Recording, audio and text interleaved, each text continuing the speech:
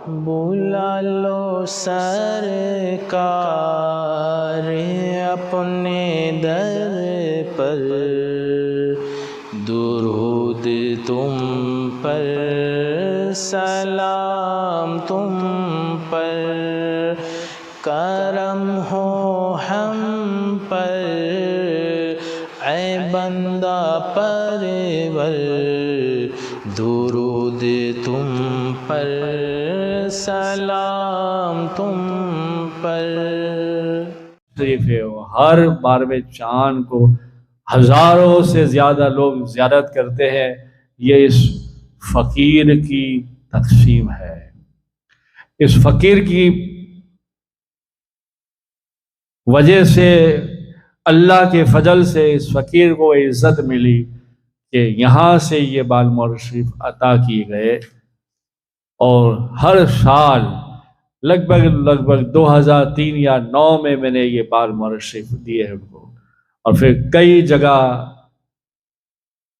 مراد آباد میں بھی ایک مدرسے میں دیے، اور گجرات میں بھی دیے، مہاراشٹر میں دیے، سعودی عرب بحرین میں بھی دیے۔ الحمدللہ کچھ بال مبارک کی شاخیں تھی، زلف مبارک کی بھی شاخیں تھی، اور ان میں برکتیں ہوئی، ان آنکھوں نے دیکھا اور لوگوں کو تقسیم کیا۔ یہ زندہ معجزہ ہے، اور یہ زندہ معجزہ نہیں تو اور کیا ہے؟ سبحان اللہ، سبحان اللہ۔ اس لیے ایسا عقیدہ رکھنا اور بال مبارک کو تقسیم کرنا صحاباؤں کا عقیدہ ہے، اور صحابہ یہ عقیدہ رکھتے تھے اور یہ مانتے تھے۔ جب بزرگوں کے تبرکات رکھنے سے، ان کی تعظیم کرنے سے حساب قبر کی آسانی کی امید ہوتی ہے، صرف تک دور ہوتا ہے، جائز کام ہوتے ہیں اور نفع پہنچتا ہے، تو پھر سرکار امام الانبیاء تاجدار مدینہ محمد رسول اللہ صلی اللہ علیہ وسلم کے باب المبارک کا کیا کہنا، زلف مبارک کا کیا کہنا، سبحان اللہ۔ اب ان کی برکتیں اور کمالات پر بھی ایک نظر ڈالتے ہیں۔ حضرت ام سلمہ رضی اللہ تعالی عنہ کے پاس چند بال مبارک تھے، جنہیں انہوں نے چاندی کی ڈبیا میں محفوظ رکھا تھا۔ جب آپ کے پاس کوئی بیمار آتا تو آپ فرماتی کہ پانی کا پیالہ لاؤ، پھر آپ اس مبارک ڈبیا کو اس پیالے میں، اس پانی کے پیالے میں ڈبو کر 2-4 بار ڈبیاں ڈبو کر دیتی، اور وہ پانی جب بیمار پیتا تو اللہ شفا دے دیتا۔ یہ بخاری شریف کی حدیث ہے۔ حضرت عثمان بن عبداللہ بن محب رضی اللہ تعالیٰ عنہ فرماتے ہیں، میرے گھر والوں نے مجھے پانی کا ایک پیالہ دے کر ام المومنین حضرت سلمہ رضی اللہ تعالیٰ عنہ کی خدمت میں بھیجا۔ ام المومنین حضرت ام سلمہ رضی اللہ تعالیٰ عنہ نے رسول اللہ صلی اللہ علیہ وسلم کے بال مبارک جو ادب و احترام سے ایک جگہ رکھے تھے، وہ ڈبیا نکالی جو چاندی کی تھی، اور پھر وہ پیالے میں ڈبیا ڈبائی، اور پھر مجھے وہ پانی عطا کر دیا۔ پھر آپ فرماتے وہ پانی میں بیمار ہوتا اور کوئی بیمار ہوتا، جب بھی پیتا اللہ اسے شفا دے دیتا۔ حضرت عثمان بن عبداللہ رضی اللہ تعالیٰ عنہ فرماتے میں نے اس ڈبیا مبارک کو دیکھا تو سرخی مائل بال مبارک نظر آئے۔ سبحان اللہ۔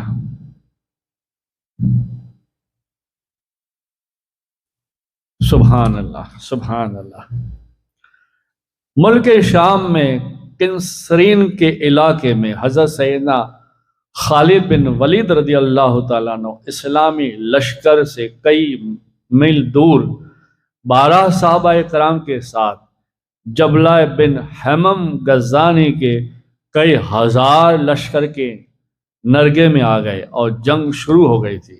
یہ بہت بڑا وسیع، بہت بڑا لمبا قصہ ہے، مگر مختصر میں آپ کو سمجھاتا ہوں جس میں مجھے بال مورد شریف کی برکت دکھانی ہے۔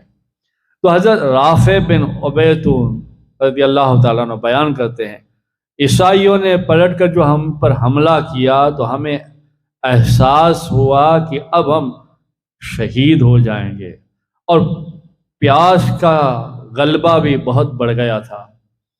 میں نے حضرت خالد بن ولید سے کہا تو اس نے بھی مجھے کہا، بے شک عمیر، لگتا ہے کہ اب ہم شہید ہو جائیں گے، اس لیے کہ میں وہ کلہ مبارک جس میں اللہ کے رسول صلی اللہ علیہ وسلم کے بال مبارک ہیں، آج میں وہ خیمے میں بھول کر آیا ہوں، اور خالد نے جو بھی جنگ جیتی ہے خالد کی طاقت سے نہیں، بال مبارک کی برکت سے جیتی ہے۔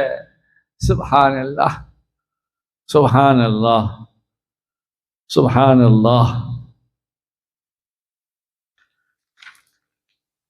پھر حضرت سیدنا ابو عبیدہ رضی اللہ تعالیٰ عنہ نے بتلایا کہ میں خیمے میں سویا تھا اور مجھے اچانک رسول اللہ صلی اللہ علیہ وسلم خواب میں آئے اور کچھ سخت لہجے میں کہا، اے زراح کے بیٹے، تم سو رہے ہو اور بعض عظمت والے مسلمان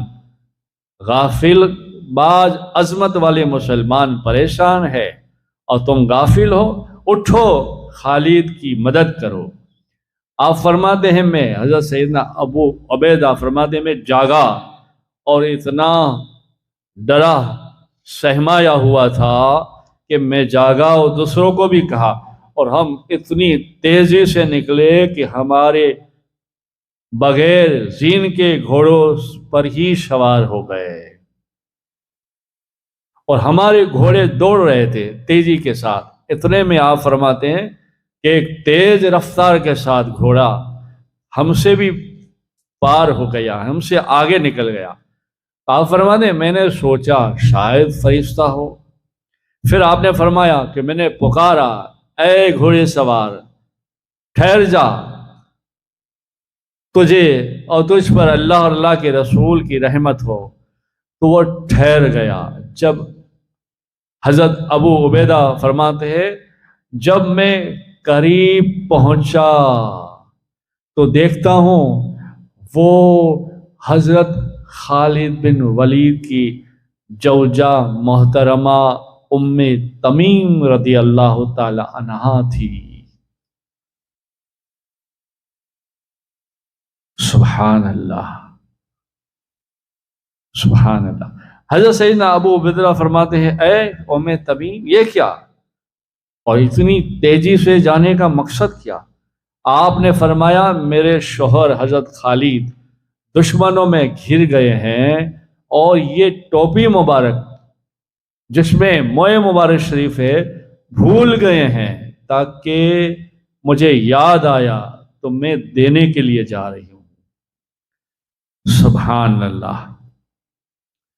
تھوڑی دیر ہوئی تو آپ بھی اپنے ساتھیوں کے ساتھ پہنچے اور آپ بھی پہنچی، اور دونوں طرف نیزوں کی انکیاں چمک رہی تھی، آوازیں آ رہی تھی۔ اچانک حضرت ابو عبیدہ رضی اللہ تعالیٰ عنہ نے نعرہ تکبیر کی آواز سے عیسائیوں پر حملہ کیا، اور چاروں طرف لوگ پھیل گئے۔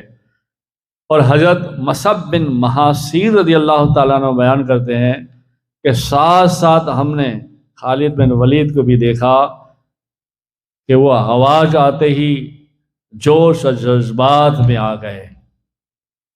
پھر آپ فرماتے ہیں اچانک ایک سوار رومیوں کی صفوں کو پھاڑتے ہوئے گرد و غبار کے درمیان نکلا، اور وہ رومی جو ہمارے ارد گرد تھا اسے حملہ کر کے بھگایا اور بڑی تیزی کے ساتھ مجھ تک پہنچا۔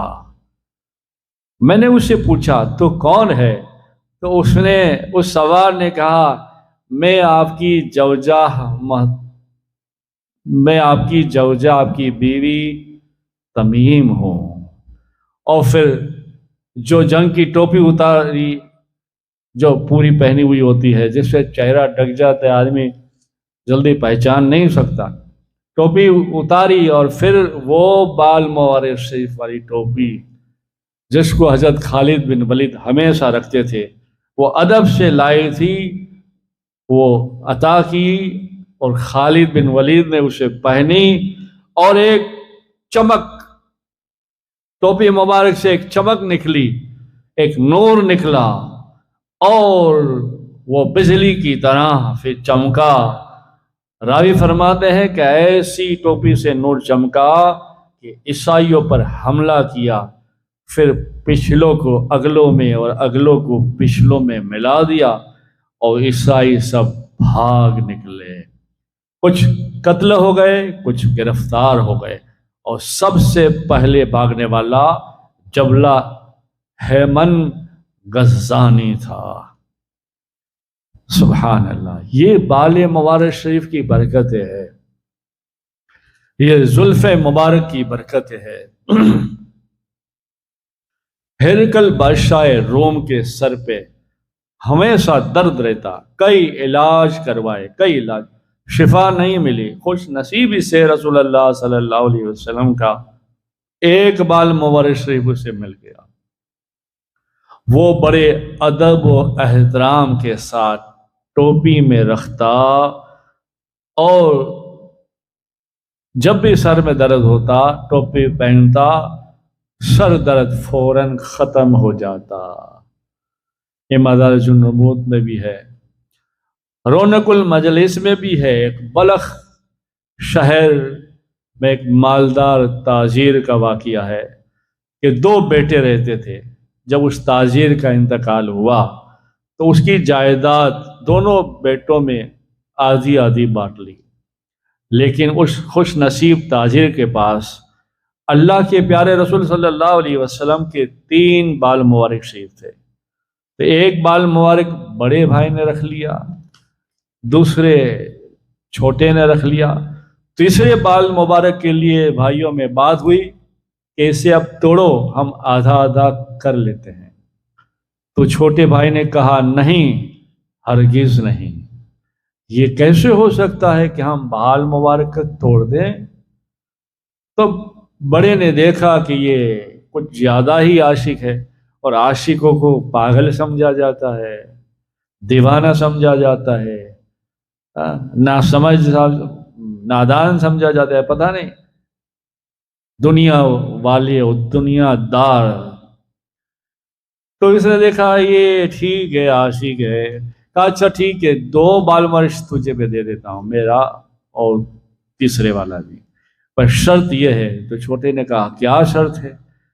کہا دونوں بال مبارک شریف تو رکھ لے اور سارا مال مجھے دے دے، کیونکہ لالچی تھا۔ تو چھوٹے بھائی کی عقیدت کو دیکھ لیا تو سمجھ گیا، تو چھوٹے نے کہا ٹھیک ہے، بہت اچھی بات ہے۔ چھوٹے بھائی نے خوشی خوشی تینوں بال مبارک شریف کو لے لیا اور ان کو محفوظ جگہ پر ادب سے رکھ لیا۔ جب شوق زیارت پیدا ہوتا تو ادب سے درود و سلام پڑھتے ہوئے ان مبارک بالوں کی زیارت کرتا اور چومتا اور آنکھوں پر لگاتا۔ اب ان بالوں مبارک کی وجہ سے چھوٹے کو اللہ نے بہت دنیا کے مال میں برکتیں دی اور بڑا بھائی کنگال ہو گیا۔ کچھ دنوں کے بعد چھوٹے بھائی کا انتقال ہو گیا، تو اس علاقے کے بزرگ نے خواب میں دیکھا، اس علاقے کے بزرگ نے خواب میں دیکھا کہ نبی کریم صلی اللہ علیہ وسلم خواب میں اس بزرگ سے ارشاد فرماتے ہیں کہ اعلان کر دو جس کسی کو کوئی حاجت ہو وہ اس بال مبارک والے کی قبر پر آئیں، یہاں آ کر اللہ سے حاجت کا سوال کرے، اللہ اس کی حاجت پوری کرے گا۔ اور کئی عاشق لوگ اس قبر والے کی طرف سے گزرتے تو تعظیماً اس قبر والے کے ساتھ جو بال مبارک تھے اس کی تعظیم کی غرض سے سواری سے نیچے اتر آتے اور پیدل چل کے وہ راستہ پورا کرتے۔ وہ یہی قصہ مولوی سید حسن بن نبی حسن نے مدرسے دیوبند والے نے بھی لکھا ہے، مولوی کے بڑے اعزاز شفیع دیوبندی نے بھی لکھا ہے، اشرف علی نے بھی لکھا ہے اپنے اپنے ڈھنگ سے، مگر یہی قصہ سب لوگوں نے لکھا ہے۔ امام